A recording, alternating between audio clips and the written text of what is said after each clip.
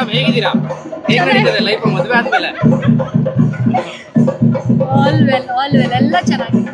ಹೊಸ showroom opening ಬಂದಿದ್ದೀರಾ? ಹೊಸ ಕಾರ್ ಏನೋ ಪ್ಲಾನ್ ಮಾಡ್ತಿದ್ದೀರಾ ತಗೊಳಕ್ಕೆ? ಅದು ತರುಣ್ ಅವ್ರಿಗೆ ಕೇಳಬೇಕು. ತರುಣ್ ಸರ್ನ ಕೇಳ್ಬೇಕಾ? ತರುಣ್ ಸರ್ ಹೇಗಿದ್ದಾರೆ? ತುಂಬಾ ಚೆನ್ನಾಗಿದ್ದಾರೆ.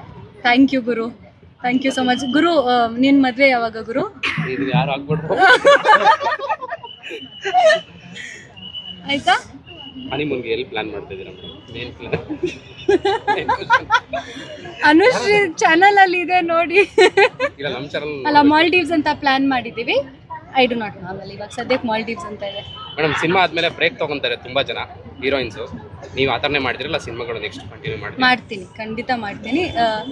ಈ ಅಕ್ಟೋಬರ್ ಒಂದು ಬಿಟ್ಟರೆ ಫ್ರಮ್ ನವೆಂಬರ್ ಶೂಟಿಂಗ್ ಸ್ಟಾರ್ಟ್ ಮಾಡ್ತೀನಿ. ಯಾಕಂದರೆ ಇವಾಗ ಒಂದು ಸ್ವಲ್ಪ ಫಂಕ್ಷನ್ಸ್ ಇದು ಅದು ಜಸ್ಟ್ ಮುಗ್ದಿದೆ. ಅಕ್ಟೋಬರ್ ಅಲ್ಲ, ನವೆಂಬರಿಂದ ಐ ಸ್ಟಾರ್ಟ್ ಶೂಟಿಂಗ್. ಮಾದೇವ ರೆಡಿಗೆ ಸಿನಿಮಾ ರಿಲೀಸ್ಗೆ ರೆಡಿ ಇದೆ. ನವೆಂಬರ್ ಅನ್ಸುತ್ತೆ, ಪ್ರಾಬ್ಲಿ ನವೆಂಬರ್ ಅದು ರಿಲೀಸ್ಗೆ ರೆಡಿ ಇರುತ್ತೆ. ರಾಧೇಯ ಇದೆ, ಸರೋಜಿನಿ ನಾಯ್ಡು ಇದೆ, ಬುದ್ಧಿವಂತ 2 ಇದೆ. So I have got couple of films. ಬುದ್ಧಿವಂತ 2 ಅಂತ ಹೇಳಿದ ತಕ್ಷಣ ಇವತ್ತು ಉಪ್ಪಿ ಸರ್ ಬರ್ತಾಳೆ. Wishing Uppi sir very very happy birthday. Vishnu sir ಕೂಡ ಬರ್ತಾರೆ ಇವತ್ತು. ವಿಷ್ಣು ಸರ್ ಆಫ್ ಕೋರ್ಸ್ ಶ್ರುತಿ ಅಮ್ಮ ಬರ್ಡೇ. ಸೊ ಎಲ್ರಿಗೂ ವೆರಿ ವೆರಿ ಥ್ಯಾಂಕ್ ಯು.